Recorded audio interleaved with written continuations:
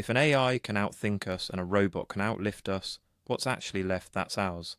That's the question sitting underneath everything in this video. And the honest answer for now is not enhancement in the way you're probably picturing it. Not yet. What actually exists today is narrower, more medical, and more interesting than the sci-fi version.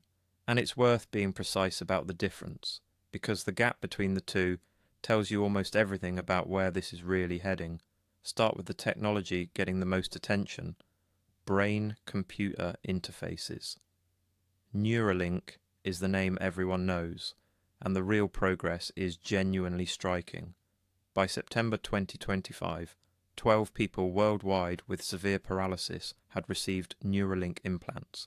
The first, Noland Arbor, went from paralysed from the shoulders down to controlling a computer cursor, playing video games, and posting on social media using thought alone. That's not a lab demo. That's a person regaining a form of independence they'd lost. But look closely at who these implants are for. Every single patient has spinal cord injury, or ALS. This isn't enhancement, it's restoration.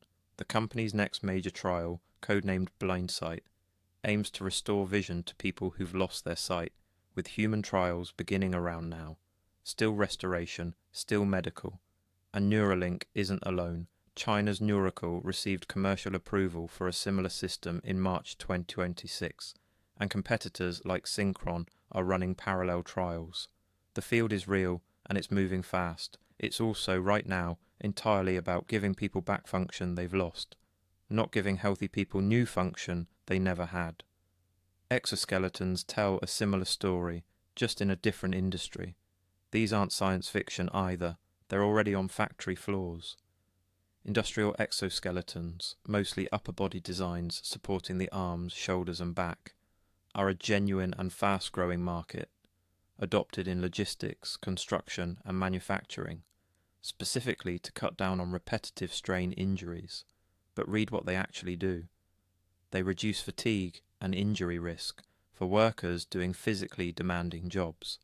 They don't turn an average person into someone who can lift a car. It's assistance, not superhuman strength. Closer to power steering for your shoulders than to an Iron Man suit. So where does the actual enhancement part come in? The idea of boosting a healthy brain or body beyond its natural baseline. Here's where the honest answer gets more interesting than it doesn't exist yet, because it does exist, just not where most people are looking. It's not in hospitals or consumer tech stores, it's in defense research. DARPA, the US military's research arm, is funding multiple programs explicitly built around enhancing able-bodied people, not treating patients. One, called N3, is developing brain-machine interfaces specifically for able-bodied service members, aimed at things like controlling drones or interfacing directly with computer systems during missions. No injury or illness required by design.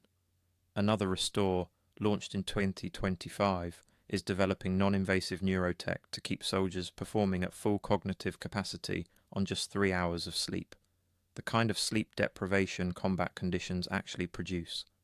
A third, DPetcher, is researching epigenetic modification explicitly for cognitive performance improvements in warfighters. None of these are about restoring anything. They're about pushing healthy human performance past its normal ceiling. There's a smaller consumer layer too. A company called Neurable makes EEG sensor headphones that track and aim to improve mental focus, and the US Air Force has actually partnered with them to study cognitive fitness tracking in healthy service members, the same way units already track physical fitness. It's non-invasive and its effects are modest next to what an implant could eventually do, but it's a real, purchasable product built for enhancement, not medicine. So genuine human enhancement research is happening right now. It's just concentrated almost entirely in military and defense funding, rather than the open consumer market, which is arguably a sharper, more uncomfortable finding than nothing exists yet. And that connects directly to something we covered in the CRISPR video. We talked then about the difference between fixing a genetic disease and genetically enhancing someone who has no disease to fix, and about the deeply uncomfortable question of who gets access first if that boundary is crossed. Brain-computer interfaces and exoskeletons are already living that exact question, just with a different first customer. Right now, the who gets it first answer for genuine enhancement isn't whoever can afford it, the way it might be for consumer gene editing. It's whoever the state decides needs to outperform an adversary. That's a different kind of access problem, not necessarily a smaller one. Military enhancement research has a long history of eventually reaching civilian and commercial markets once the safety data and engineering are proven, which means today's warfighter research is plausibly tomorrow's consumer product, the same way GPS and the internet made that exact journey. So honestly, is any of this keeping us relevant against AGI right now? Not for most people, no, and not in the direct competitive sense the title question implies. Nobody's getting a Neuralink implant to outthink an AI at their day job, and the enhancement research that does exist is aimed at soldiers under combat stress, not office workers competing with a language model.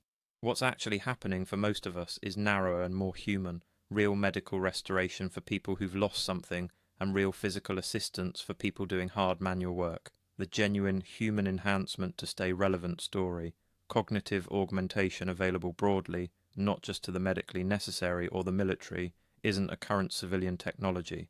It's a plausible next decade, built on two separate foundations being laid right now. The medical trials proving these devices are safe, and the military programs proving they can meaningfully boost a healthy person's performance. That's not a disappointing answer. It's an honest one. Both tracks, the hospitals restoring what illness takes away, and the defence labs pushing healthy performance past its ceiling, are, whether anyone intends it or not, building the exact infrastructure a future civilian enhancement industry would need. We're not enhancing ordinary humans yet. We're learning how to, one patient and one soldier at a time. If you found this useful, hit subscribe for more of these, and a like genuinely helps the channel more than you'd think.